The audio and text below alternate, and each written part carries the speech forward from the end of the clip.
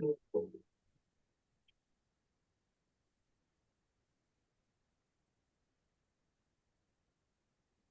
music, love life. You are welcome to Soul Food on Smooth 98.1. And today it's a men's mental health month special. It's the final Saturday in the month of June 2025. And June 2025 has been about discussions and awareness about men's mental health. So you are welcome to join us.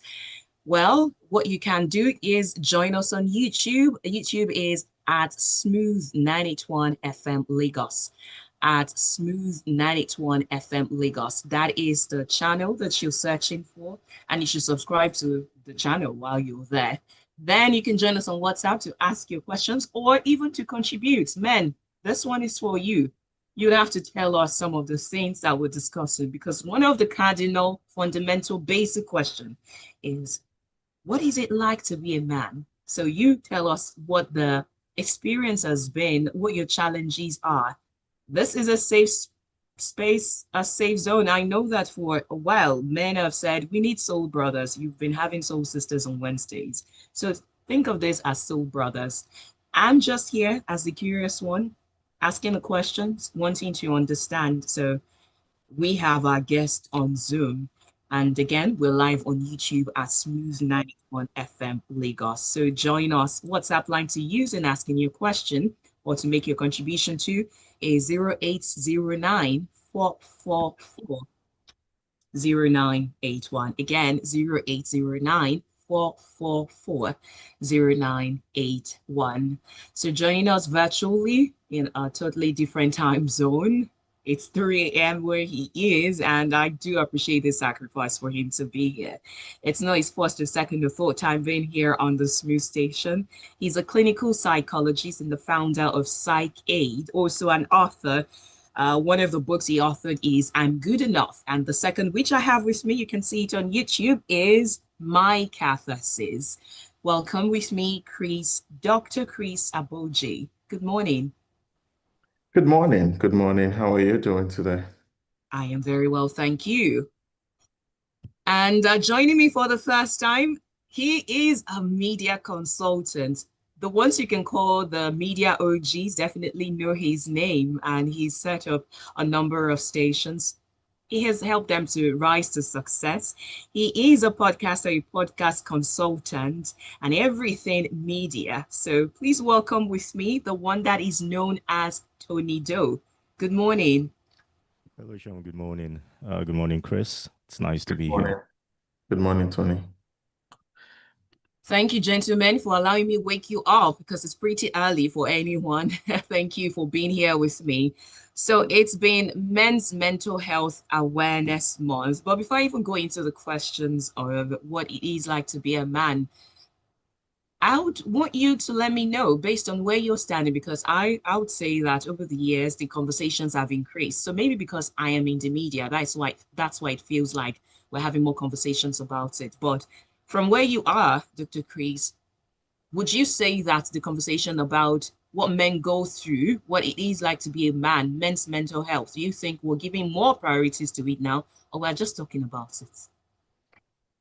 Well, I like that you try to distinguish between priority and talking about it, because I do agree that there's a lot of more conversations or buzz around men's mental health, what it looks like to be a man. And even this month, which is the, World Mental Health or Month for Men, I did see a lot of people, post, content about this, and that's encouraging. But what I also would say to people many times is, it's one thing to talk about it, but are we really ready for the reality of prioritizing, what it looks like to be a man? Because the expectations are still there, right? It's one thing for you say that, let's talk about, say, emotions, for example. It's one thing to say that you want, men to express their emotions or to, tell you how they feel. And it's another thing to be able to accommodate those expressions. And studies have actually shown that women would actually perceive a man weak if he were to express, his emotions. Or say, for example, they say, oh, men should cry, it's okay to cry. But the question is, how would a woman perceive a man when he cries?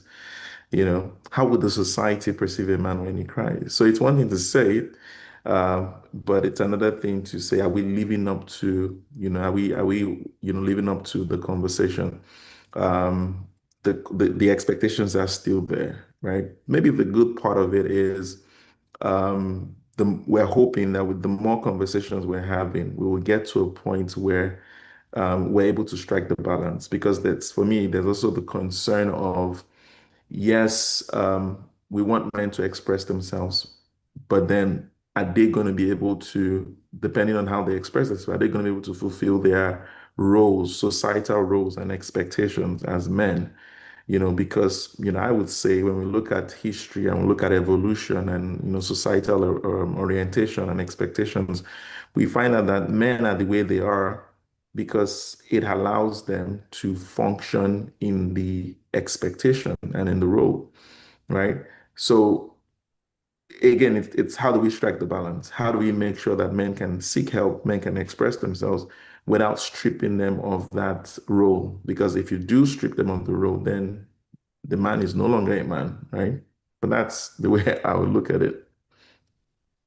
Thank you, because you just gave me such a wonderful perspective to another question I was going to ask. So I will ask Tonido, what defines a man in your opinion? What do you think defines a man? Because we're talking about expectations now. We're talking about the roles. We're talking about this path that has been carved long before you were born. So, what is that thing that if you decide to put and pieces them, you say this man is no longer a man, or the man will no longer feel like a man? Where do you go from here? I mean, we've just heard the expert lay it all out, and now we have to state it from an experiential position. It begins, first of all, with the physiology, your physical makeup, of course, even though there are parts of the world today that are arguing against whether your physicality helps determine what sex you are. So, first of all, a man is someone who gets to a certain age, although it varies depending on cultures, depending on eras as well. Some boys become men when the responsibility of taking care of a family falls unexpectedly in their laps. For instance, if they lose a father, if they lose a mother, they have siblings to take after, and there's no one else in the picture, they grow almost exponentially, they grow almost immediately, and then, become men. The primary expectation of men in most societies is to be assertive, to provide, and to protect. And when none of these things are perceived in a person who claims to be a man, there comes an issue. Now, even among these three, mentioned, there are other sub expectations. Your assertiveness, where are you being assertive? Is it always being willing to put up a fist when somebody comes against you aggressively? Is it always willing to put yourself in a situation where you're ready to fight physically to protect the interest or someone else, or is it certain things immediately believe you that is irrefutable? So there are various things that weigh here, and then of course you have the societal expectation that now borders on what it is you provide. Mm. We already know you're supposed to provide, but what exactly are you providing? Do you have the resources to take care of a family, to take care of another being?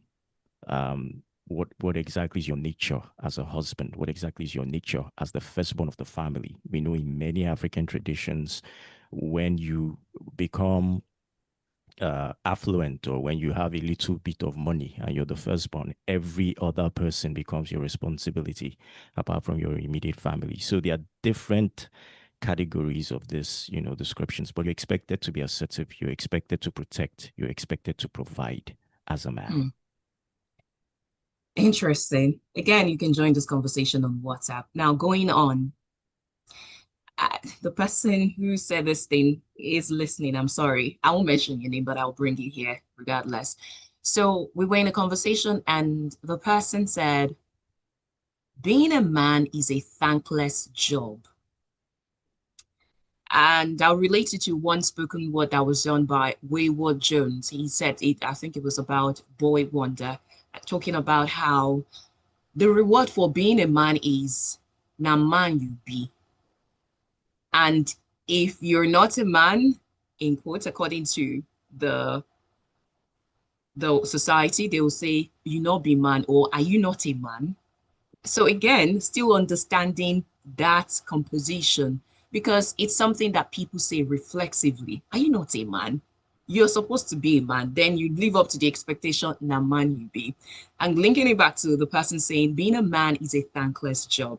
Now, in trying to understand the workings of the man and his mind, Dr. Chris, what is appreciation for the man? What counts as celebration for the man? Now, you don't need to roll out the vuvuzelas and everything, but what makes a man feel I am seen, I am heard, I am appreciated?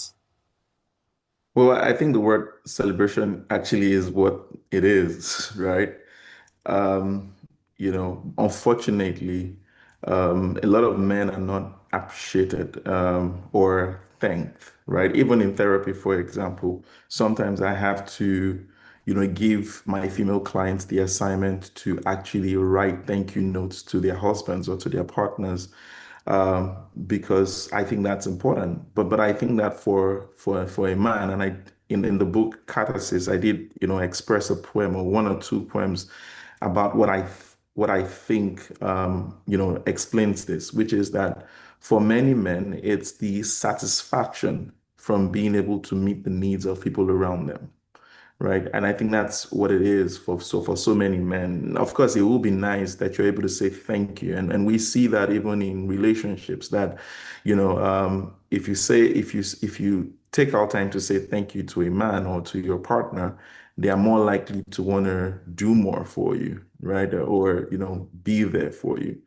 However, we see that the world is designed in such a way that we're so busy meeting the needs of those who can speak the loudest, and men are not socialized to speak the loudest in terms of their needs, and so the needs get ignored. And so, what many men then result to is the satisfaction they get from knowing that they've been able to meet the needs of other people. So, you see that a lot. You see that, and it's of recent that people started to celebrate Father's Day and all of that, because even, and this was something I heard in a joke, but it is reality that when you look at the top list of holidays in the US, for example, Father's Day would rank as one of the lowest, and you have things like Halloween ranking higher than Father's Day. So celebration of demons, ranks higher than celebration of fathers. But you see that a lot. You see when people, talk about their parents, they'll talk about their mothers, and no one is talking about the father. And that doesn't mean the father hasn't done anything, And some people say, oh, deadbeat dads. It's simply because men are not designed to shout and say, oh, I've done this, right? They will do it in silence, and that's it. Unfortunately, the society doesn't see all of that. But I think, men have over the years learned how to just take that satisfaction knowing that they've met the needs of people, that they've been able to, provide for people. And we even see that in little things, even as, permit me to say, even in sex, for example, many men get satisfaction from knowing that they've been able to satisfy their partners, right? So, and that's what it is. It's the knowledge that I have met the needs of other people. So many men will go through sacrifices, through and like Tony mentioned, it's the opportunity to provide, it's the opportunity to protect, the opportunity to lay down your life for other people. That's the satisfaction many men get.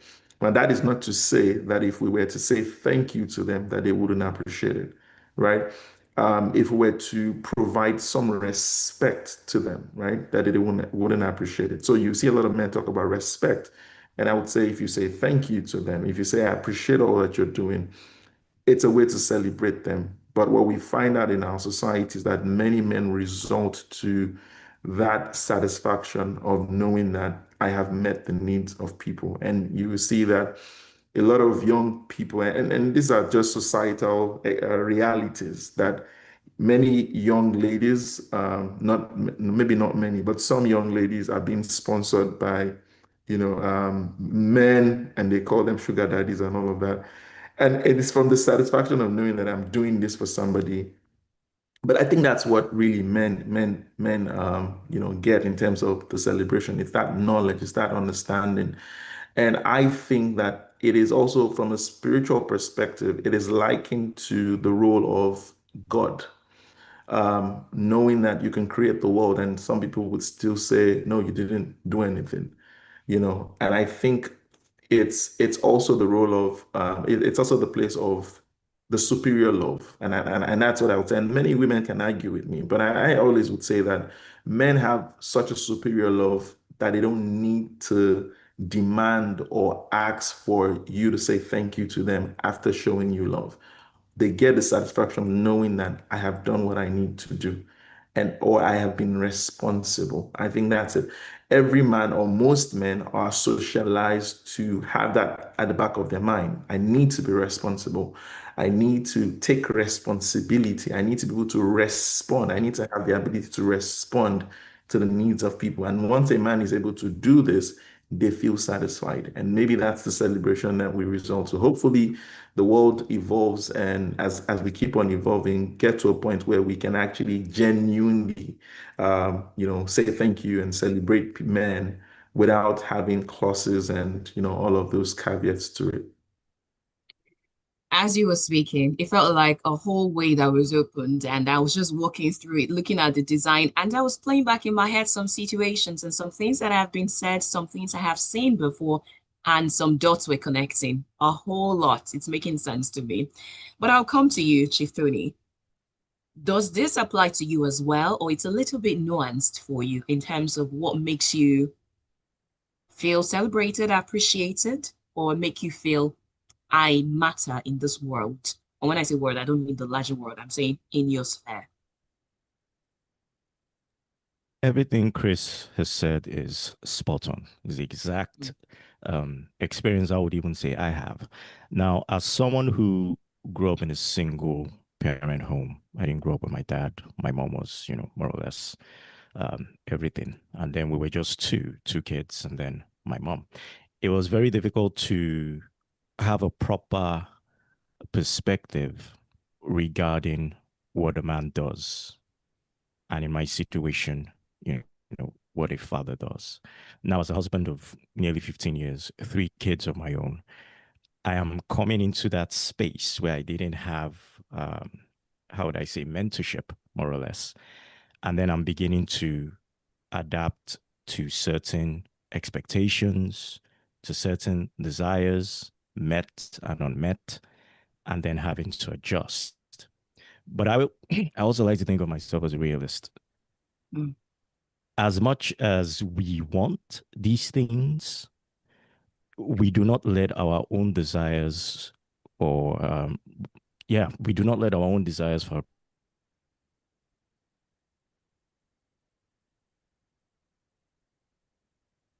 Are you still there? I can't hear you again. needs to be done. However, some people handle it better than others, distant from their children. Over time, fathers become distant from their kids, and it plays out in later life, and it then looks as if fathers weren't appreciated.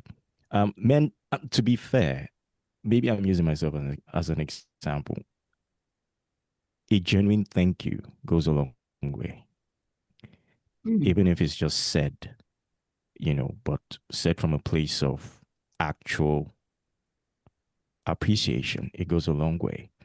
And, as Chris has mentioned, it doesn't, it would really be nice to begin to experience things and explore situations where we're just being appreciated without having to depend on a specific day or specific organizations. For instance, in this month of June, we also had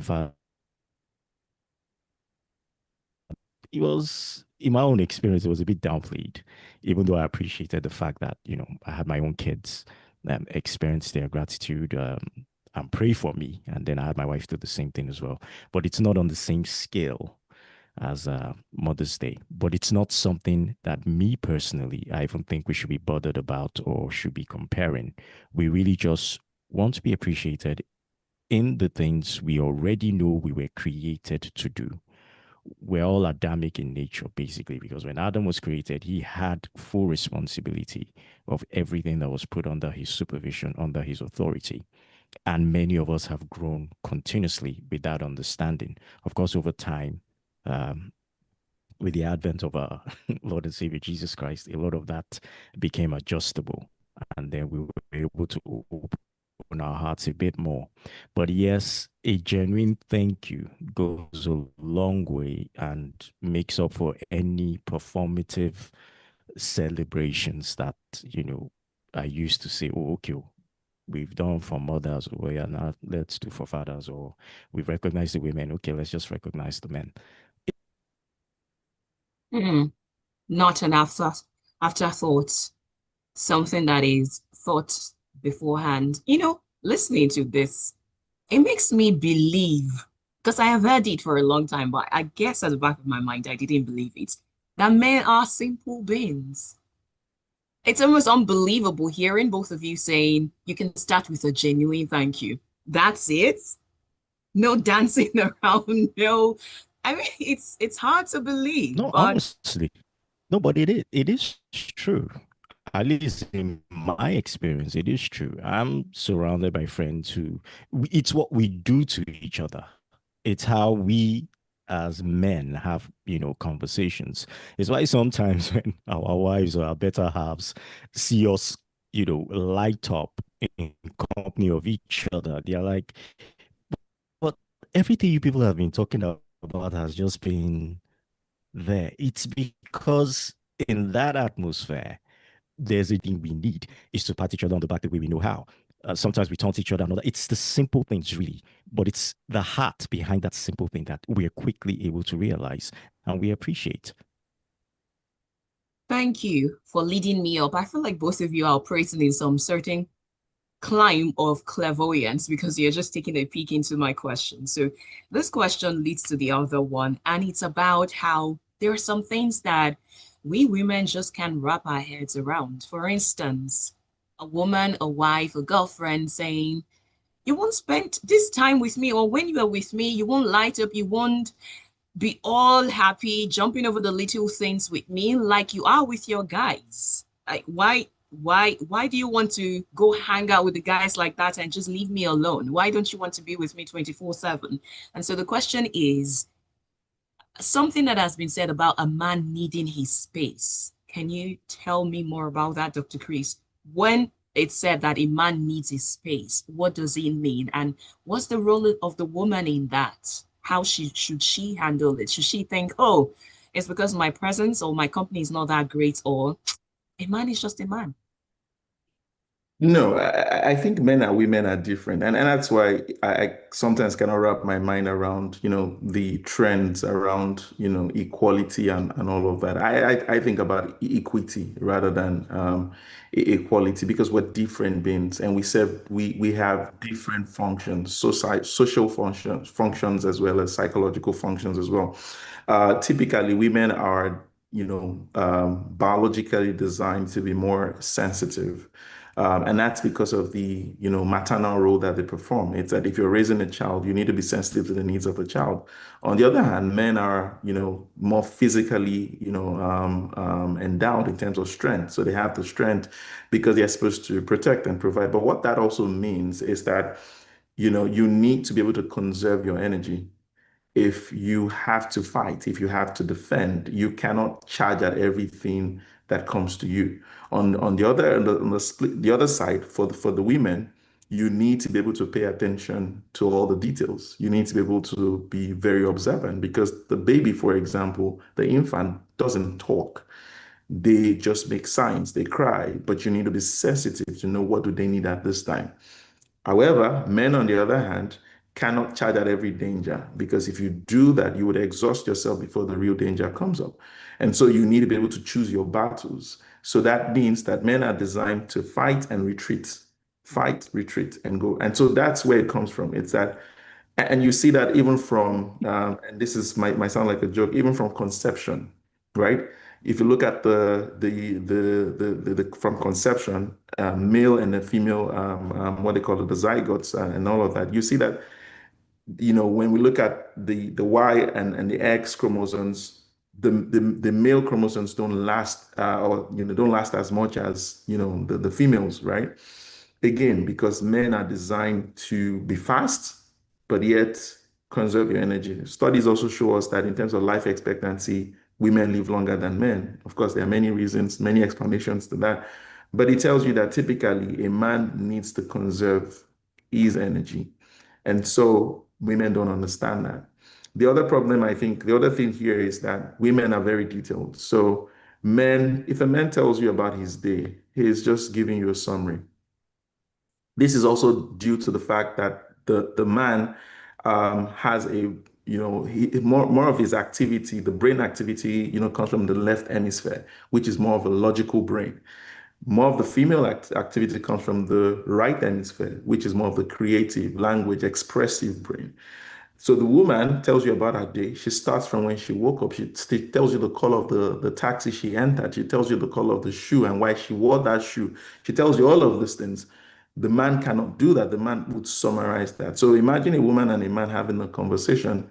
The woman is going all the details. The man is thinking, is there a problem here? How do I solve that problem for you?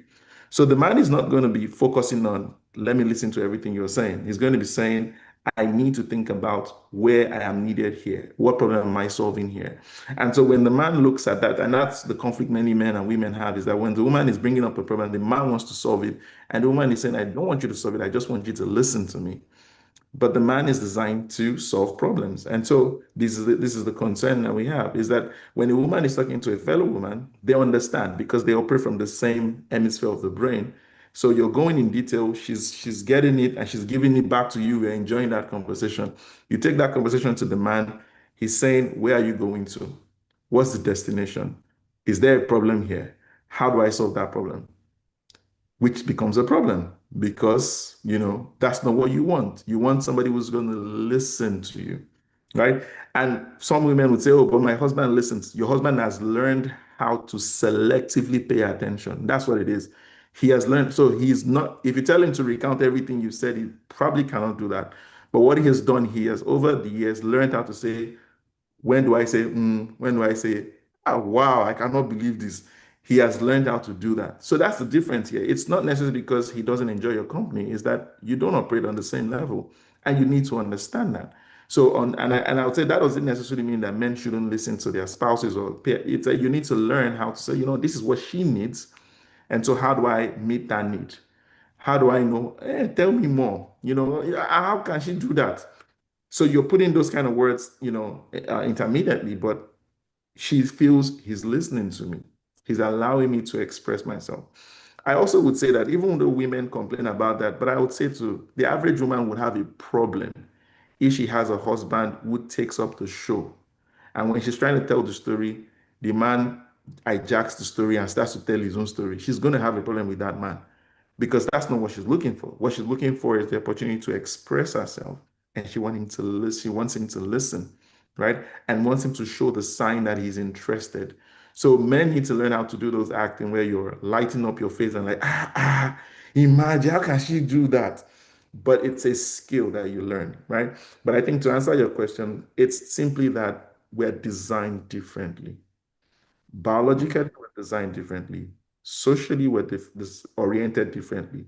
And we are designed and oriented according to the responsibility that we serve. So, I think that's how I would answer this. Thank you.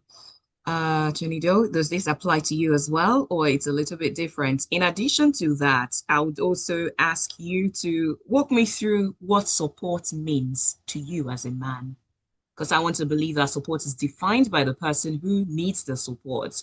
So it's one thing for you to say, I want to support you, and then you come with your idea, because I have seen that many times when a woman says, let me help you, but the help turns out to be disastrous according to the man. Well, first of all, everything Chris has said, very much, very much my own experience as well.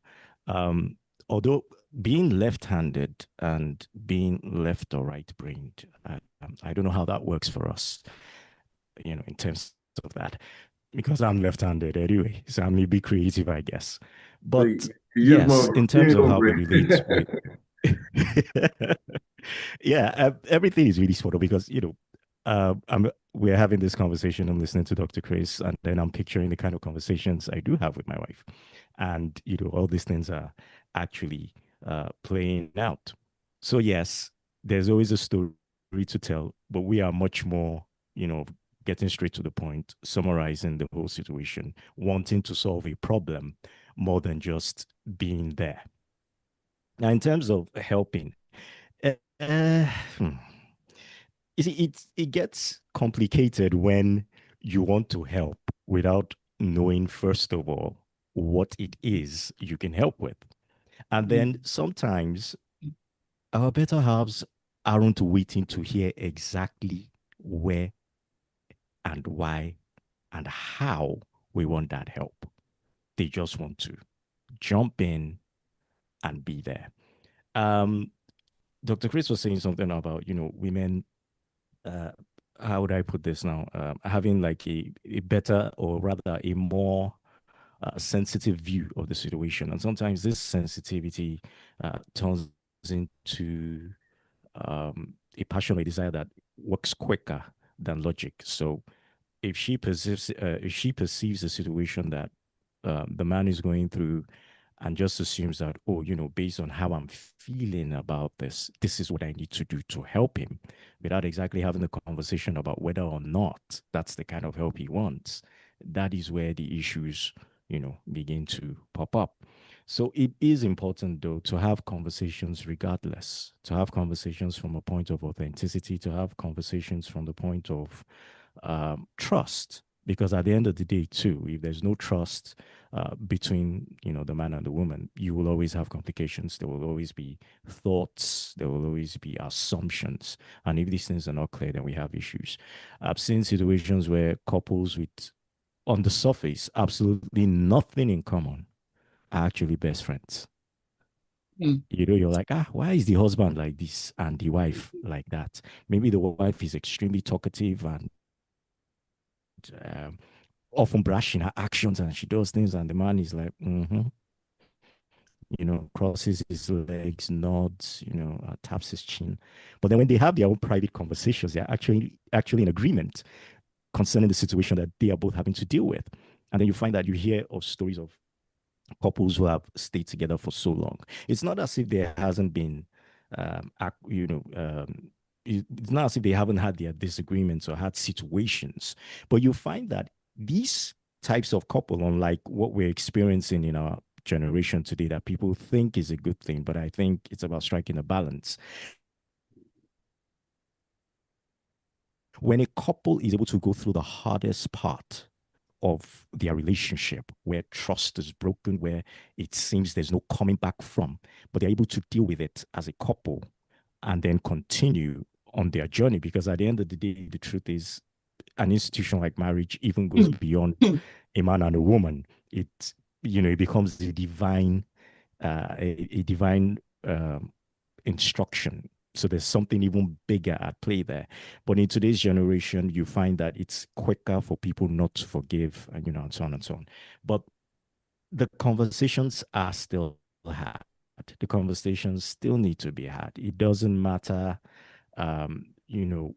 what the person's thought process is regarding a situation, but those conversations should be had. If you want to help, find out whether that help exactly what he needs.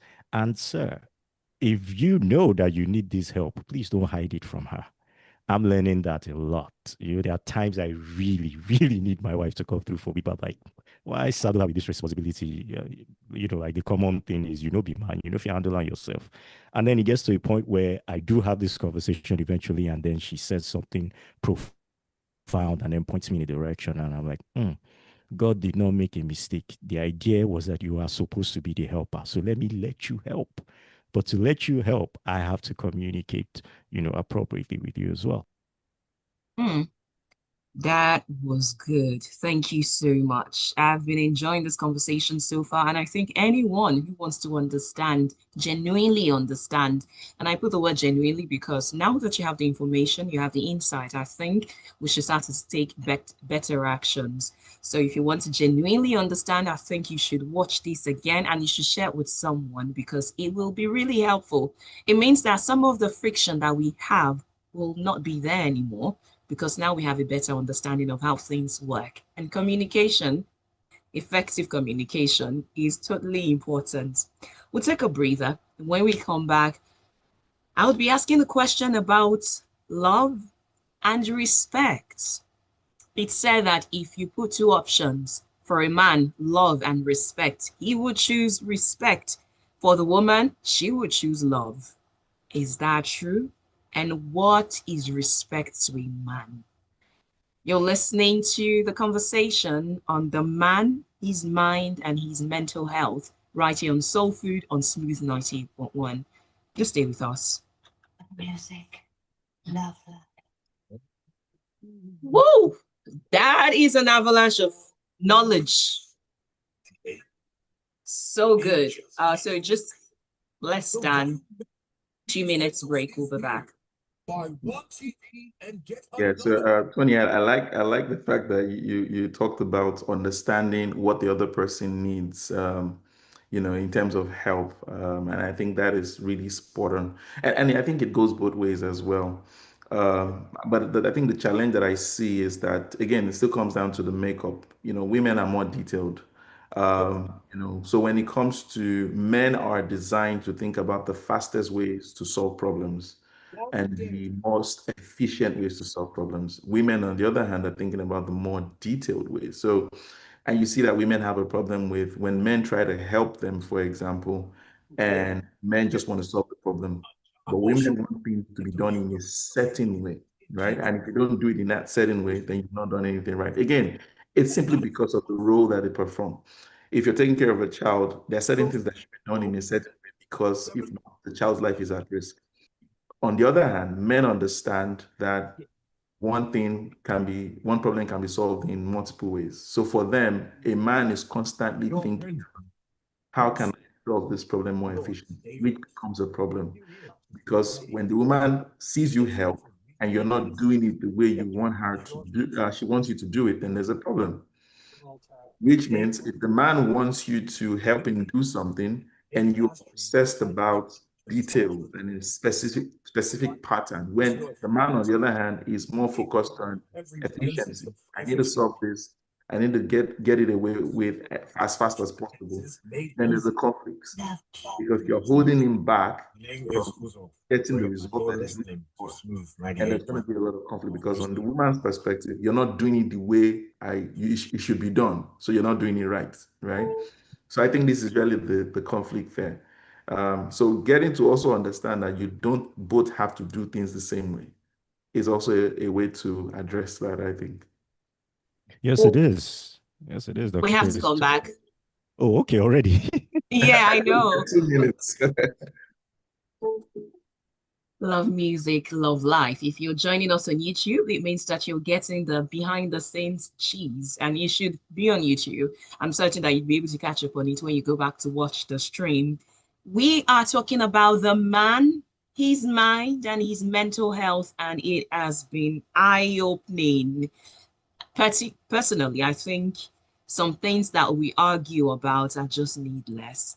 Or no, not needless. They are from a place of misunderstanding. We have missed the understanding of the working of either the man or the woman. Plus, I think it will also lead to frustration when we want a man to reason and be like a man.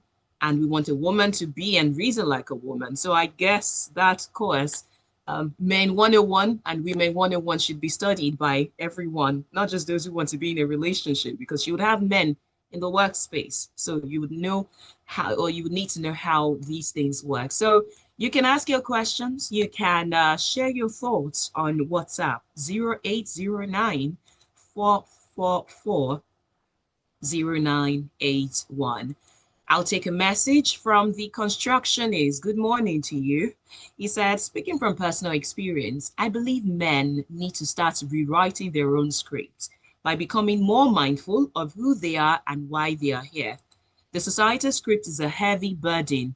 Go to school, get a job, marry, provide, succeed, all by a certain age. But the burden of purpose is different. It's lighter, personal, and doesn't come with all those suffocating expectations. There's a mental stability that comes from knowing who you are and where you are headed to in life. Thank you for holding space for conversations like this. Now the constructionist has derailed me a little. Well, not derailing, it's still part of it. Before I go back to the question about love and respect, because of what he said, the line saying there's a mental stability that comes from knowing who you are and where you're headed to in life, I'll bring this question forward. The role of a man in a child's life, we need to talk about it because, especially in a boiled child's life, it's been said that you see these things on Father's Day sometimes where women who are the single mothers say Happy Father's Day to themselves. And people, especially when they're influencers, people come into their comment section and say, no matter what it is that you do, you can never be a man in the father's life. So let's talk about the role of a man in a child's life. Let's start with you with this one, Chief Tony. Presence. Presence is key. And I can say this from my own experience, not having, it wasn't like it was dead or anything, but of course there were circumstances that didn't allow them to live together as a couple. Presence is key. And I'm seeing it play out in my own relationship with my, or has turned out so far, is very different. We were still burdened with the same kind of expectations: go to school, achieve certain things, get married at certain ages. I won't say I got married early, but I won't say I got married late either. I just think it was divine timing. And, that happens, and then the children appear. And I'm at a place where what I thought would be my own reality in the past, based on what I'd seen in other experiences, is different. I was used to, even in our local media, our favorite TV shows, we're used to the father leaving very early before everybody wakes up, returning very late, has a very straight face, his suitcase and all that. You greet him, he grunts in reply. He's very fixated on things happening in a specific way. And his sons, have to grow with almost a military-like response. And this is someone who went to military school, so I actually saw a lot of this play out with my mates and their fathers as well. But in my case, it's different. I work from home, for instance. The only time I actually had to leave home for a long time in the eyes of my kids was when I had to help go set up a radio station in the Southeast. And for every day, there were conversations in the morning, conversations at night. I have the kind of relationship with my kids, two boys and a girl, that I never experienced. So I'm actually rewriting, just like the constructionist, I believe, says we should, have this. That's how I am doing things. So I am not even operating from my own lack. I'm actually creating my own reality. I'm having conversations with kids that I didn't have with my own dad. Now, why while this is actually necessary, the desire or requirement to reconstruct your own reality as you grow, we also have to be careful not to be irresponsible or not to want to take on responsibility, because we live in that kind of time now where there's a pressure to be selfish. And in doing that, some men do not realize it. You affect those who are close to you. those who want to show you affection, those who want to be in love with you, those who surround you as friends, those who surround you as family. Because you're reconstructing your reality, sometimes you begin to just and create a silo for yourself. And it's a dangerous thing. And I'm speaking from a um, faith perspective now because you need a community. And sometimes that community begins from a home. It might Mm. require marriage, it might require children, but it begins from a home. Me, it's refreshing. We've had prayers this morning. I have a daughter who is very perceptive, very active. She'll ask the questions that her mother may not think is appropriate. She should ask me, but she's barely 8. I'm using my relationship with her to also understand that requirement for detail that Dr. Chris has talked about. Because my daughter is like, she likes details. Daddy, why are you doing this? Why is it this way? I don't understand it. It's not making sense to me. And then I'm building something around it. For the boys, I see something I didn't have. There's an appreciation, there's a camaraderie, there's a trust. Okay, as brothers, we band. We have daddy by our back. We can talk to daddy about anything we feel. If daddy's upset, there is a real reason for him being upset. I'm not punishing my kids and saying just because. I am punishing you if I have to and explaining that what you've done has a consequence. And that is how life is. If I'm if I don't do it now as your dad, you're going to have to experience it Mm. in a terrible way when you're out. Did you have? So I'm trying to even uh, as much as I can, because even at the end of the day, these kids will still turn out to be whoever they were already created to be. But I have a role to ensure that that path is even straight for them. So it's a new experience for me, and um, I'm fortunate for the kind of relationship I have, with my wife. I'm fortunate for my work with God as well, because that he now becomes the template I'm using to raise the boys I have, and Thank you. Now, while you will add to that, Dr. Chris, I just want you to throw in a little bit of the psychological working and how that role, the presence of a father, what it does in the formation and the raising of a child, especially how they turn out to be. And in addition to that, the burden that comes with, I have to get it right as a father. If not, my generations, they are toast. Okay, so I don't know if every father says I have to get it right. My generation will be toast. But one thing I know is, and according to what Tony said, he talked about presence, and I think that presence is, and what I think he described when he talked about his relationship with his kids, presence is more about leadership, right? And that's what men provide. Men are leaders and they provide leadership, they provide structure, they provide discipline and responsibility.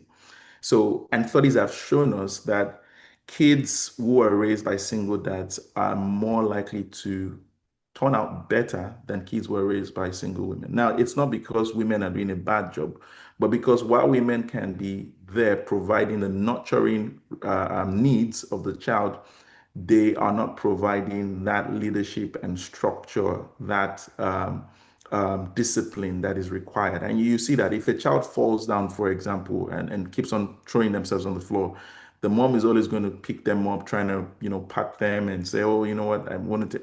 But the dad, after watching for a while, would say, stop doing that. Right? You need to learn how to stop doing that. So they and that's why you see that a lot of men are frowning and doing all of that. It's because many men think that to be able to perform this role well, they need to have this demeanor or this countenance that is strict to be able to perform that role. But the key thing that I see for men in raising kids, especially the boy child, is the leadership, the ability to take responsibility, the discipline, and the structure that is required to succeed. And that's what men provide in raising children. Yes, of course, all of these things I think are, embedded in the presence, because if, you need to be present to be able to provide all of these things. Mm, thank you. Now we move back to that question about love and respect. And this time, I want you also to touch on the things that can possibly undermine, or the man can count as, you're undermining my role, my authority, or my configuration as a man, as the father, as the head, as the whatever definition you have. So, why will a man, or maybe I should start again with the beginning, love, respect? Will a man choose respect or love, and why?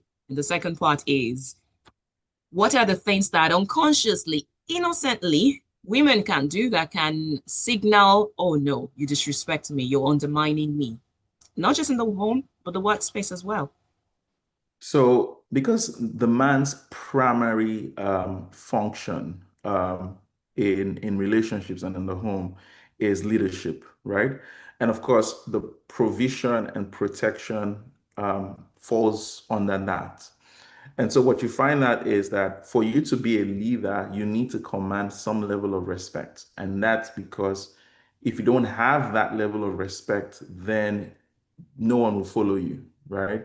And we see that, when you look at history, you look at, civilization, and just look at different empires, every leader must command respect. So for a man to function in his role, he needs respect, right? He needs respect. On the other hand, for me, when I talk about love, most times, I think that many people focus on the feeling part of it. But I say that love is beyond the feeling. So even when we talk about respect, it is actually love in a different language, right? To a man. Respect is love in a different language. Because men, again, like I said, operate more from the left hemisphere. So which means they are more logical. So for the man, it's what do I need to get the job done? The woman, on the other hand, operates from the right hemisphere, right? More from the right hemisphere.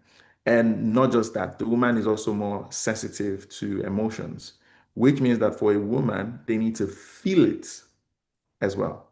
And that's why you see that, you just need to make the woman feel it.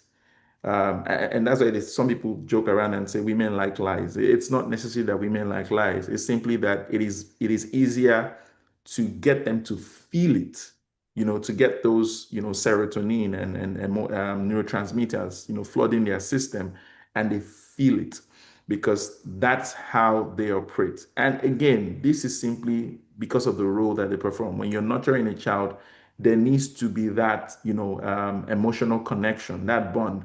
And they take that also to their relationship with other people. So for men, love is the ability to respect. And so when you ask about what women can do, it is when you neglect that respect, or when you what's the word now? You make it belittle a man, for example. And this is why you see that a lot of men feel better at work.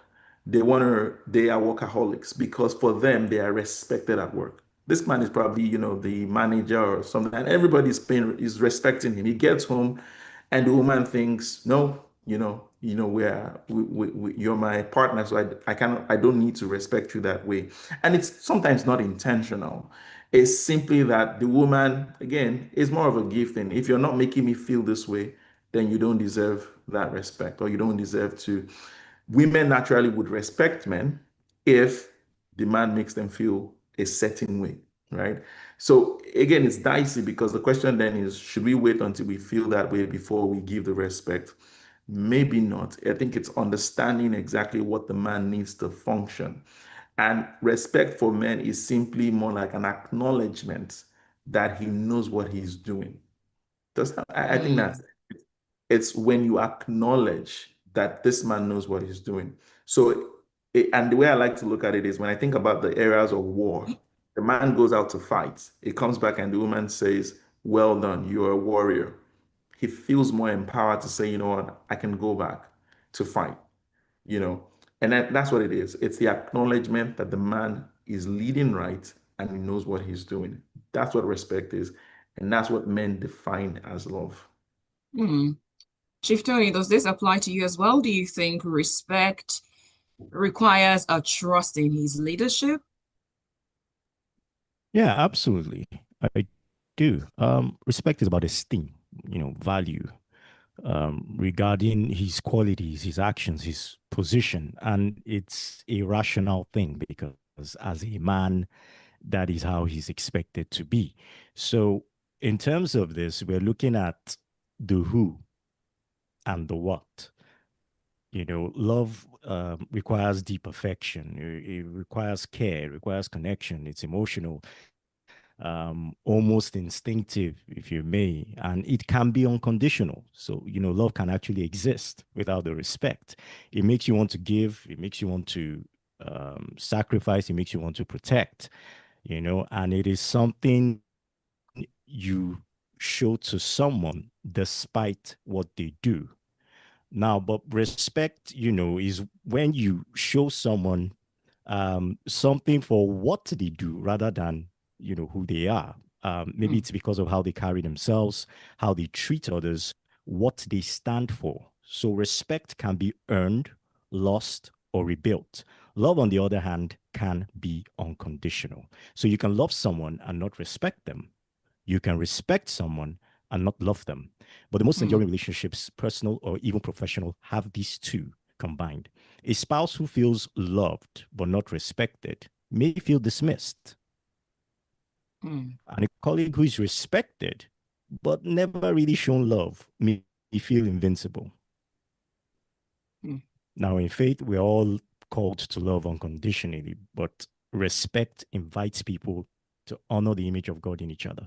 So basically, if there's love and there's no respect, it could become indulgent. If there's respect and there's no love, it becomes distant. So it depends on how we now look at it, but we need both to create trust in our relationships. Thank you.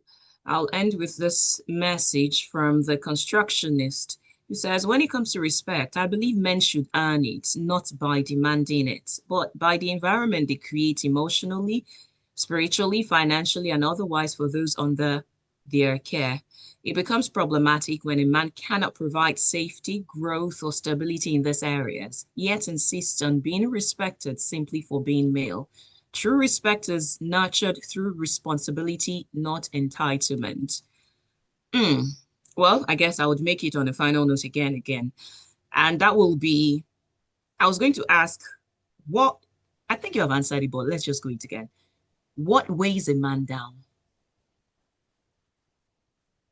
I will go with, yeah, go on.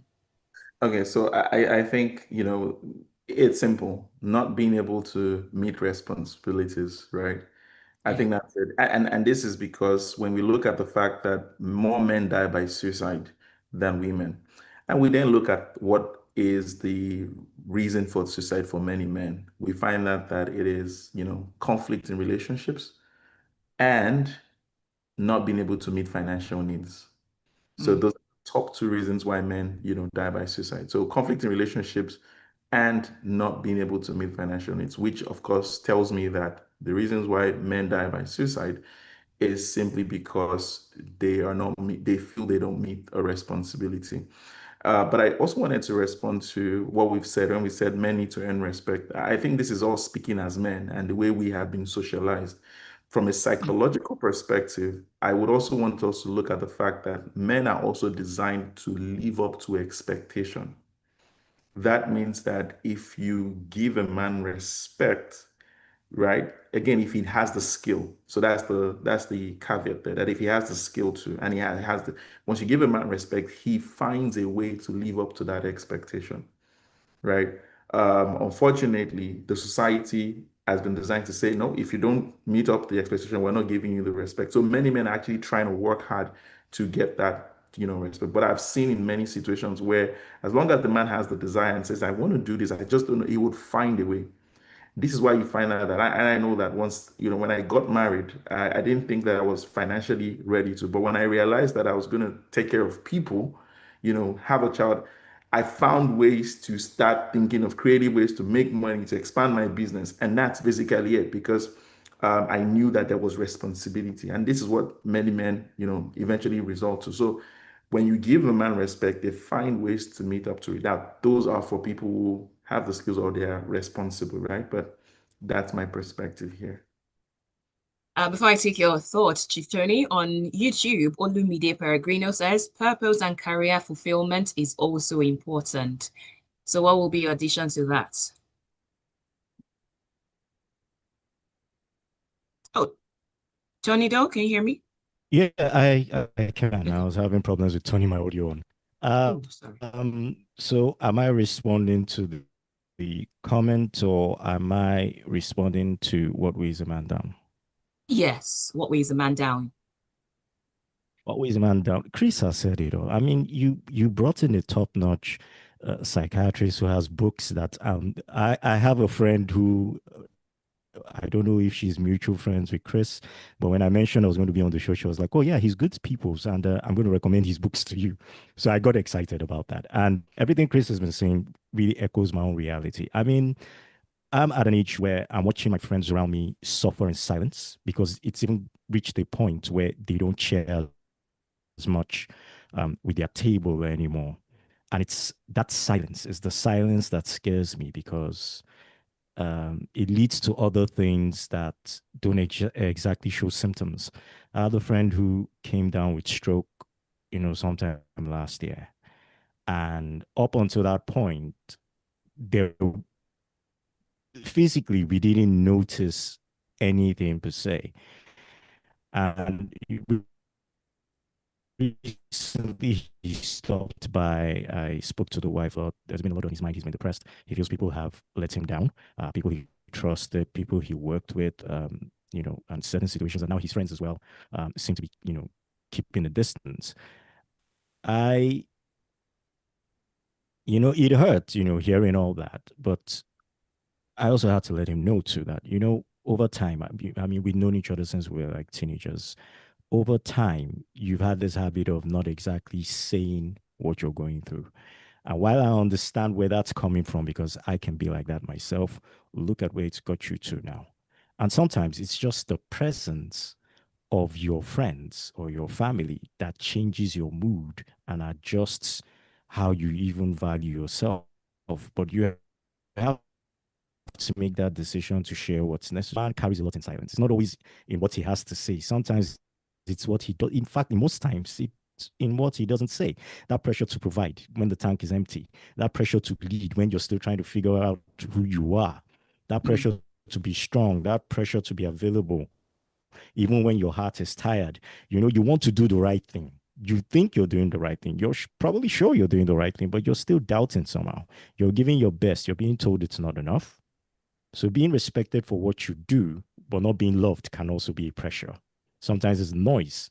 There are expectations. You're lonely. You regret certain decisions you've made, but you've carried that into the new relationships you're in.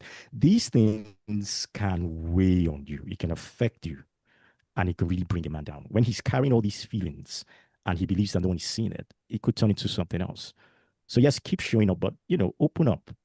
We're not in our society doesn't exactly smile at us going going to therapy. But even I mean, I wasn't big on it because I'm like, how are you just going to sit down and open your heart and your mind to a stranger? But I'm surrounded by friends who actually have trained to become therapists, to become counselors, to be able to even say, what, we've lived these things, but now we have to ensure that we don't continue going through these things. So I think is around the benefits of therapy without making it look like a quick fix solution per se, but a safe space where men can actually just go, be anonymous, open up your hearts, and come back and live, life fully. So that's how I feel now. So I said that was supposed to be the last question, but no, it can't be because you just raised something vital relating to the life of men. So please tell me why men tend to delay a bit in seeking not just help mentally, but even physically. You don't have more men going into the hospital to check, to do routine checkup, or I have this, something is wrong. So let me go to the hospital. Now, this might not apply to all the men, but quite a number of men. Is it due to some sort of, I can fix this, I can get to the root of this, or there's something else? Please tell me, Dr. Chris. Well, I think you answered it already. Men are problem solvers. So for them, it's I need to try to solve this problem first. You know, many men, and you're right, statistics shows us that women have better health-seeking behavior than men. If you look at many therapists or psychologists, they will probably have a caseload of, say, 70% women and then 30% men.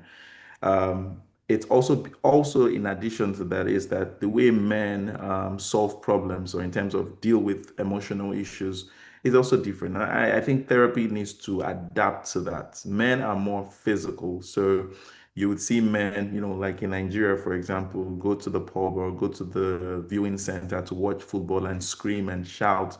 And unknowing to us, that is therapy as well for some men, right? Scream at themselves, shout at themselves. You know, men would engage in more, outdoor activities. And so in psychology, we've learned that men want to externalize their pain rather than just talk about it. So they want to do something physical, like, you know, say racing, for example, or wrestling, for example, those kind of physical sports.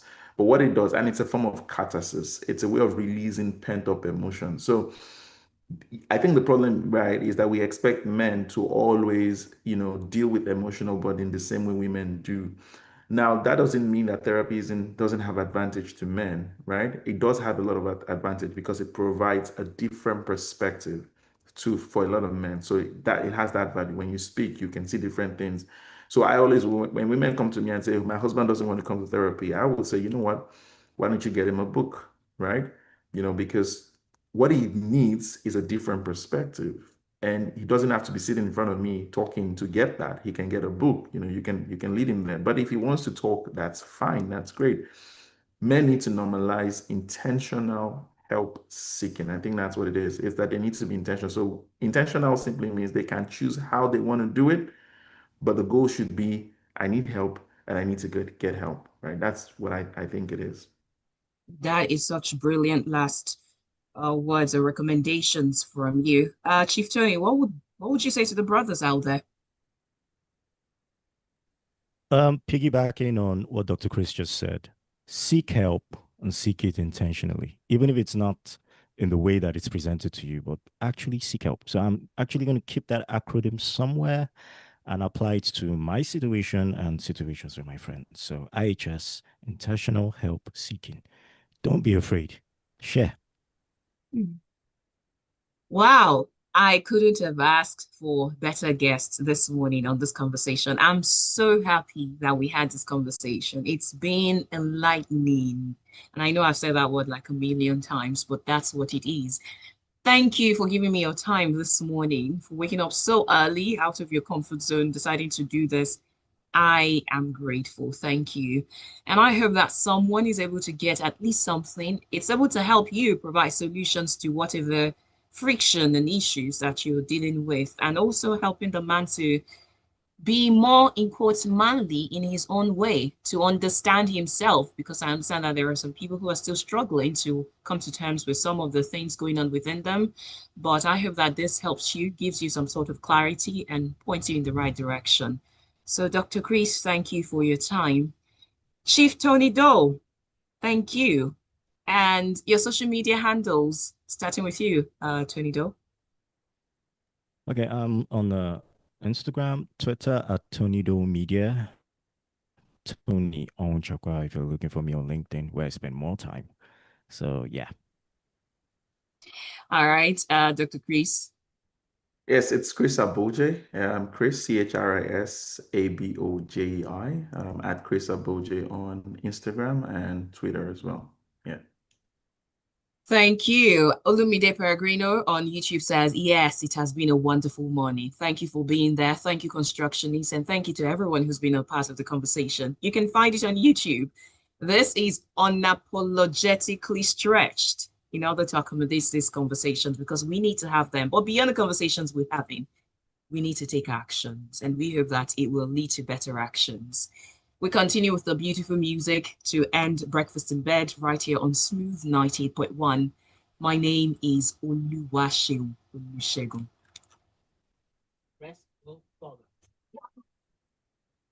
Thank you so much.